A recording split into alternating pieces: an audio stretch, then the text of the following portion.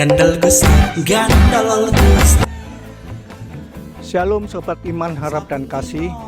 Saat ini saya berada di Bukit Doa Immanuel bersama kedua rekan saya, pendiri dan ketua dari Persekutuan Doa Murid Kristus. Kita mau tahu lebih lanjut Persekutuan Doa Murid Kristus itu. Shalom saudara-saudara seiman.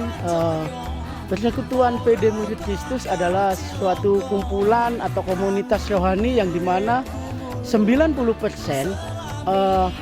orang-orangnya berdiri dari para mantan dari narapidana, dari beberapa kasus pembunuhan, kriminal, narkoba dan apapun juga, yang dimana di situ komunitas untuk para mantan, yang dimana kita ini orang-orang yang nggak benar, yang dulunya dari flashback dalam kehidupan yang hitam, tetapi ketika kita dijamah oleh Tuhan, kita dijadikan baru dan bisa dijadikan lebih baik lagi.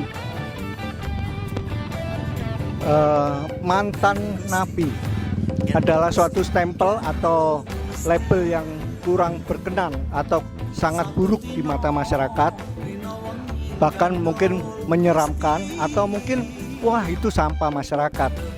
Lalu ide ini tentunya akan banyak tantangan.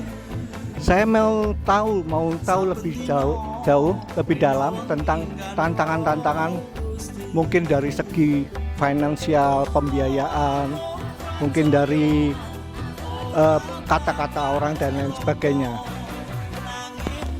Ya, tentu saja soal tantangan ya, banyak ya, apalagi background kita adalah background mantan narapidana, yang dimana mungkin dari omongan orang, mana mungkin orang yang nggak benar, orang yang sampah, musuh masyarakat bisa menjadi lebih baik. Tetapi di situ ada keinginan kuat dari kami anak-anak PD Murid Kristus untuk menjadi lebih baik lagi. Banyak sih orang bilang ketika kita mendirikan PD Murid Kristus pasti banyak tantangan. Ditanya mendirikan PD Murid Kristus pastinya membutuhkan beberapa banyak finansial. Tetapi di situ saya mempunyai iman bahwa segala bentuk finansial atau apapun itu dicukupkan sama Tuhan. Yang penting ketika PD ini berdiri, PD Murid Kristus, kita kerjakan bagian kita, maka Tuhan sendiri yang akan mengerjakan bagiannya. Pada waktu pertama saya ketemu dengan Pak Suhartoyo ini, saya cuma berpikir memang sebetulnya napi itu tidak semuanya sama, asal diberi kesempatan. Dan rupanya Tuhan Maha Tahu. Tuhan yang memberikan kesempatan mereka untuk menjadi lebih baik dan berguna bagi masyarakat umum, berguna bagi kerajaan Tuhan, berguna untuk kemuliaan nama Tuhan. Saya akan bertanya kepada pimpinan dari PD Murid Kristus ini, kira-kira apa Pak yang menjadi harapan Bapak sehingga Bapak bersedia untuk dipilih menjadi ketua? Shalom saudara-saudara yang dikasihi oleh Tuhan Yesus. Terima kasih boleh diberikan kesempatan untuk menyampaikan berkat daripada Tuhan yang diberikan Tuhan kepada kami. Saya kembalikan kepada saudara agar supaya bisa jadi berkat juga. Kenapa kok kami mau dipilih ya untuk menjadi ketua? Yang jelas nomor satu, gajinya besar kalau ikut Tuhan. Amin. Yang jelas ini hanya bercanda aja, gajinya itu bukan dari dunia tapi dari Tuhan itu sendiri. Jadi bagaimana ketika kita melayani Tuhan, ada sesuatu yang luar biasa akan Tuhan nyatakan dalam kehidupan kita. Seperti awal dikatakan, kalau awal segala sesuatu itu dari Tuhan, pasti segala sesuatu akan dicukupkan gitu. Dan harapan kami PD Murid Kristus ini, sebelumnya kami punya visi misi ya, saya sampaikan tidak apa-apa visi misi kami. Jadi misi kami adalah menjadikan Persekutuan Kristus, PD Murid Kristus sebagai salah satu sarana anak Tuhan untuk berkumpul, bersatu, untuk ada sesuatu yang dampak yang positif untuk para mantan-mantan narapidana.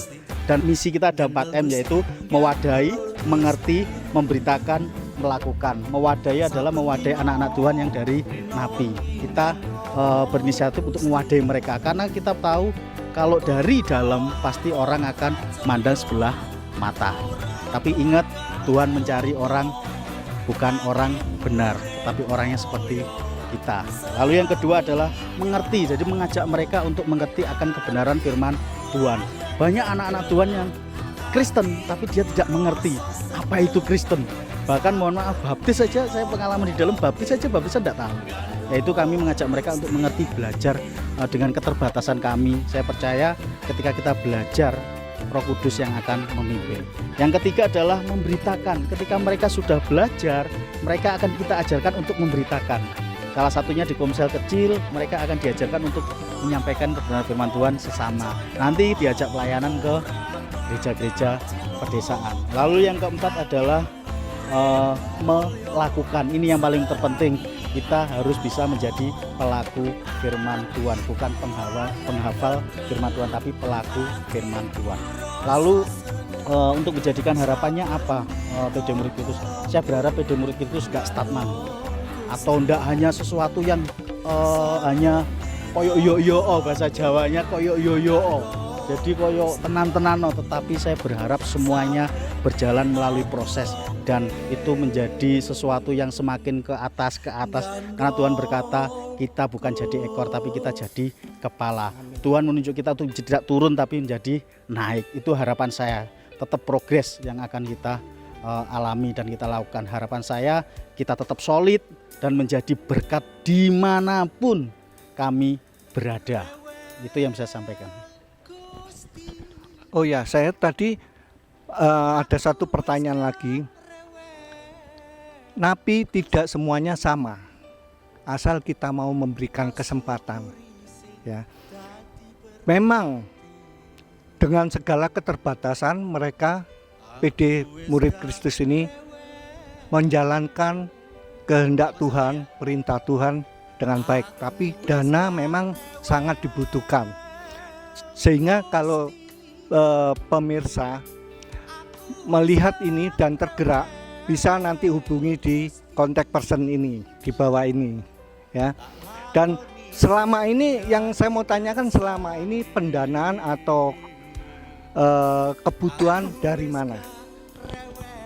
Terima kasih. Untuk pendanaan, satu, modal kita hanya iman. Itu penting, karena ketika kita mengikut Tuhan Yesus hanya harapan kepada Dia. Itu sepenting modal nekat iman dulu. Nah, sementara ini kita baksos itu berupa beras 5 kilo. Biasanya ya, ini tidak apa-apa saya sebutkan ya, di packing sudah packingnya 5 kilo. 5 kilo di situ ada teh, ada kopi, ada lain-lain sembako lainnya. Jadi di situ kami wadai jadi satu, kami pelayanan ke desa-desa. Kalau masalah dana, saya sampai sekarang itu heran. Tuhan selalu pakai orang-orang untuk mencukupi setiap kegiatan kita. Jadi minggu depan ada kegiatan, Tuhan sudah sediakan. Yang penting kita punya planning untuk bergerak.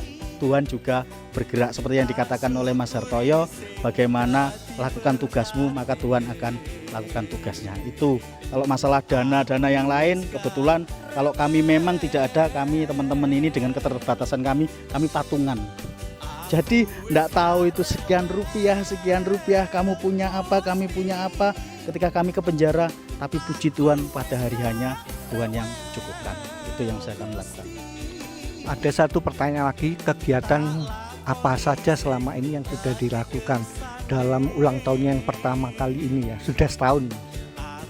Ya, untuk kegiatan PD Murid Kristus kami awali pada waktu itu, kami awali dengan persekutuan. Artinya ketika kita sebelum melangkah ada pemuritan, ya jumlahnya itu sekitar awalnya 4 orang, lalu berkembang, sekarang lumayanlah puluhan orang. Kita awali dengan persekutuan, lalu setelah persekutuan kita punya idenya itu berawal daripada COVID-19. Artinya karena PPKM, karena ini banyak orang yang mengalami sesuatu yang seret ekonomi. Akhirnya kami punya pola pikir ya teman-teman, kami punya pola pikir untuk bagaimana kalau kita punya ide menjadi berkat di jalan-jalan, di pinggir sungai, anak jalanan. Lalu tanpa pikir panjang, lalu teman-teman langsung mengiyakan, iya kita, lalu kita awali dengan itu. Lalu setelah itu ide itu muncul terus, semakin naik, semakin banyak, jumlahnya semakin luar biasa. Nah, boleh saya sebutkan pengalaman kami di jalanan, di jalan-jalan. kalau ibu saudara, bapak ibu saudara semuanya tahu di pinggir-pinggir jalan kami berbagi nasi, makanan. Lalu di pinggir-pinggir jalan di orang-orang tertinggal kami berbagi sembako. Lalu yang paling terpenting kami di tempat di mana kami dilahirkan, mohon maaf ya, dilahirkan maksudnya dilahirkan kembali oleh Tuhan di dalam penjara. Dalam penjara kami tidak akan pernah lupa di mana kami tempat dilahirkan di sana, diproses oleh Tuhan. Kami melayani di penjara juga. Lalu kami juga melayani di gereja-gereja yang perintisan. Artinya gereja-gereja yang masih kecil. Kami pernah pelayanan gereja jemaatnya cuma 2. Tetapi karena Tuhan berkehendak, gereja yang jemaatnya hanya 2 plus gembala sidangnya bisa jadi berkat untuk lingkungan sekitarnya. Luar biasa. Disitulah pelayanan-pelayanan kami jadi di jalanan, di orang-orang yang kaum-kaum bawah ya, lalu di penjara, lalu di gereja-gereja kecil. Itu yang kami lakukan. Terima kasih. Baik, sekian wawancara ini. Sekali lagi kalau pemirsa tergerak hati, digerakkan Tuhan, silakan nanti hubungi Pak Aris. Kontaknya saya taruh di bawah ini, atau langsung ke Pak Suhartoyo juga bisa. Terima kasih. Tuhan berkati.